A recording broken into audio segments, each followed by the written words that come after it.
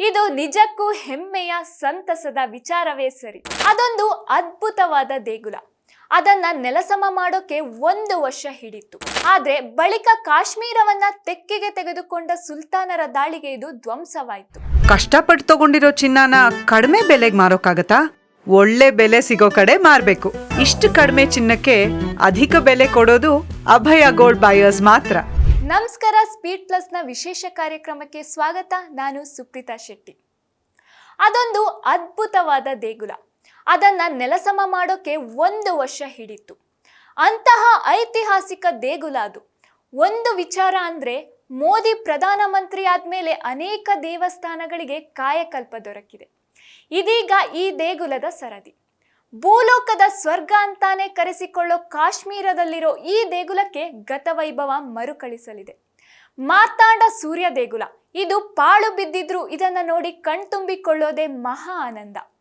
ಸೂರ್ಯನಿಗೆ ಅರ್ಪಿತವಾದ ಅದ್ಭುತ ದೇವಾಲಯವಿದು.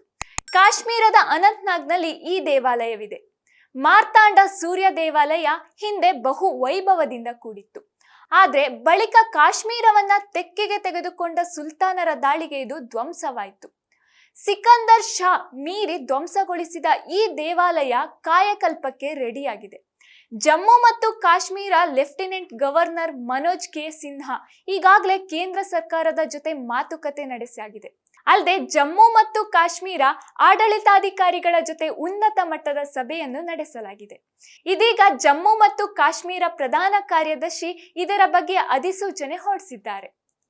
ದೇವಸ್ಥಾನದ ಆವರಣದಲ್ಲಿ ಜಮ್ಮು ಕಾಶ್ಮೀರದ ರಾಜ ಲಲಿತಾದಿತ್ಯ ಮುಕ್ತಪೀಡ ಪ್ರತಿಮೆಯನ್ನು ಕೆತ್ತಲಾಗಿದೆ. ಇದೀಗ ಈ ದೇಗುಲವನ್ನ ಪುನರ್ ನಿರ್ಮಿಸಲು ನಿರ್ಧಾರ ಮಾಡಲಾಗಿದೆ ಅನ್ನೋದೇನೋ ಸರಿ. ಹಾಗಿದ್ರೆ ಇದರ ಗತವೈಭವನ್ನ ಒಮ್ಮೆ ನೋಡಿದ್ರೆ ಇಂತಹ ದೇಗುಲಕ್ಕೆ ಇದೆಂತ ಗತಿ ಬಂತು ಅನಿಸೋದ್ರಲ್ಲಿ ಅನುಮಾನವೇ ಇಲ್ಲ. ಅಂದಿನ ದಿನದಲ್ಲಿ ಯಾವುದೇ ತಂತ್ರಜ್ಞಾನ ಇರಲಿಲ್ಲ. ಆದ್ರೂ ಅಂದಿನ ಕಾಲದಲ್ಲೇ ಇಷ್ಟೊಂದು ಸುಂದರವಾದ ದೇಗುಲವನ್ನ ನಿರ್ಮಾಣ ಮಾಡಲಾಯಿತು ಅಂದ್ರೆ ನಿಜಕ್ಕೂ ಅಚ್ಚರಿಯಾಗುತ್ತೆ. ಯಾಕಂದ್ರೆ ಅದು ಸರಿಸುಮಾರು ಕ್ರಿಸ್ತಶಕ 350ರಿಂದ 500ರ ಸಮಯ. ಅಂದಿನ ಕಾಲದಲ್ಲಿ ಈ ದೇಗುಲ ಸಂಕೀರ್ಣಕ್ಕೆ ಅಡಿಪಾಯ ಹಾಕಲಾಯಿತು. ಕಾಶ್ಮೀರದ 3ನೇ ಗೋನಂದ ರಾಜವಂಶದ ನರೀಂದ್ರಾದಿತ್ಯನ ಮಗನಾಗಿದ್ದ ರಣಾದಿತ್ಯನ ಆಳ್ವಿಕೆಯಲ್ಲಿ ಕೆಲ ಭಾಗ ನಿರ್ಮಿಸಲಾಗಿದೆ. ಗೋನಂದ ರಾಜವಂಶ ಅಂತ್ಯಗೊಂಡ ಬಳಿಕ ಕಾರ್ಕೋಟ ರಾಜವಂಶ ಅಧಿಕಾರ ವಹಿಸಿಕೊಳ್ತು. ಅಲ್ಲದೆ ದೇವಾಲಯದ ಉಳಿದ ನಿರ್ಮಾಣವನ್ನ ರಾಜ ಲಲಿತಾದಿತ್ಯ ಪೂರ್ಣ ಮಾಡಿದ. ದೇವಾಲಯದ ವಾಸ್ತುಶಿಲ್ಪವು ಸೃಜನಾಶೀಲ ಪ್ರತಿಭೆಗೆ ಉದಾಹರಣೆ. ಈ ಸಂಕೀರ್ಣ ಹಿಂದೂ ಕಾಶ್ಮೀರಿ ವಾಸ್ತುಶಿಲ್ಪದ ಅಸಾಧಾರಣ ಮಾದರಿಯಾಗಿದೆ. ದೇಗುಲದ ಸಂಕೀರ್ಣ ಸುಮಾರು 32,000 ಚದುರ ಅಡಿಯಷ್ಟಿದೆ. ಪ್ರವೇಶ ದ್ವಾರದಲ್ಲಿ ಹಿಂದೂ ದೇವತೆಗಳನ್ನ ಕೆತ್ತನೆ ಮಾಡಲಾಗಿದೆ. ಇನ್ನು ಆಗ ಮೀನುಗಾರಿಕೆ ಪ್ರಮುಖ ವೃತ್ತಿಯಾಗಿತ್ತು. ಇದರಿಂದ ರಾಜ ದೇವಾಲಯಕ್ಕೆ ಮಾರ್ತಾಂಡ ಅಂತ ಹೆಸರಿಟ್ನಂತೆ. ಆದ್ರೆ 15ನೇ ಶತಮಾನದಲ್ಲಿ ಕಾಶ್ಮೀರದ ಮುಸ್ಲಿಂ ಆಡಳಿತಗಾರ ಸಿಕಂದರ್ ಬುಚ್ಚಿಕನ್ ಮಾಡಿದ ಆದೇಶದಂತೆ ದೇವಾಲಯ ಸಂಕೀರ್ಣವನ್ನು ಸಂಪೂರ್ಣವಾಗಿ ನೆಲಸಮ ಮಾಡಲಾಯಿತು. ಇದೇ ವೇಳೆ ಸ್ಥಳೀಯರನ್ನ ಹತ್ಯೆ ಮಾಡಲಾಯ್ತಂತೆ. ಒಂದು ಆಶ್ಚರ್ಯವಾದ ಸಂಗತಿ ಅಂದ್ರೆ, ಈ ಭವ್ಯವಾದ ದೇವಾಲಯದ ಸಂಕೀರ್ಣವನ್ನ ನೆಲಸಮ ಮಾಡಲು 1 ವರ್ಷ ಆಯ್ತಂತೆ. ಅಂದ್ರೆ ನೀವೇ ಊಹಿಸಿಕೊಳ್ಳಿ, ಮಾರ್ತಾಂಡ ಸೂರ್ಯ ದೇಗುಲ ಅದೆಷ್ಟು ಸುಂದರವಾಗಿತ್ತು, ಅದೆಷ್ಟು ಗಟ್ಟಿಯಾಗಿತ್ತು ಅಂತ. ಇದಾದ ಬಳಿಕ ಈ ದೇವಸ್ಥಾನವನ್ನ ಹಲವು ರಾಜರು ಮರು ನಿರ್ಮಾಣ ಮಾಡಲು ಮುಂದಾದ್ರು. ಆದ್ರೆ ಅದು ಸಾಧ್ಯ ಆಗಲಿಲ್ಲ. ಮುಖ್ಯ ದೇವಾಲಯ ಪಿರಮಿಡ್ ಆಕಾರದಲ್ಲಿದೆ.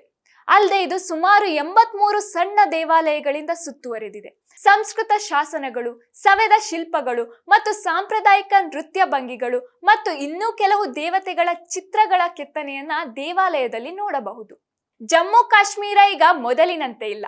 ನರೇಂದ್ರ ಮೋದಿ ಪ್ರಧಾನಿಯಾದ ಬಳಿಕ ಅವರು ಕೈಗೊಂಡ ಕಠಿಣ ಕ್ರಮಗಳಿಂದ ಶಾಂತಿ ಮರುಸ್ಥಾಪನೆ ಆಗ್ತಾ ಇದೆ. ಮೊದಲಿದ್ದ ಗತವೈಭವ ಮರುಕಳಿಸ್ತಾ ಇದೆ. ಇದರ ನಡುವೆ ಮಾರ್ತಾಂಡ ಸೂರ್ಯ ದೇಗುಲದ ಮರು ನಿರ್ಮಾಣಕ್ಕೂ ಕೈ ಹಾಕಲಾಗಿದೆ. ಇದು ನಿಜಕ್ಕೂ ಹೆಮ್ಮೆಯ ಸಂತಸದ ವಿಚಾರವೇ ಸರಿ. ಇದಾಗಿತ್ತು ಇವತ್ತಿನ ವಿಶೇಷ ಕಾರ್ಯಕ್ರಮ. ನೋಡ್ತಾ ಇರಿ ಸ್ಪೀಡ್ ಪ್ಲಸ್ ಕರ್ನಾಟಕ. ಇದು ನಿಮ್ಮಿಂದ ನಿಮಗಾಗಿ ನಿಮಗೋಸ್ಕರ. ಮತ್ತೆ ಸಿಗ್ತೀನಿ. ನಮಸ್ಕಾರ. Speed plus Karnataka.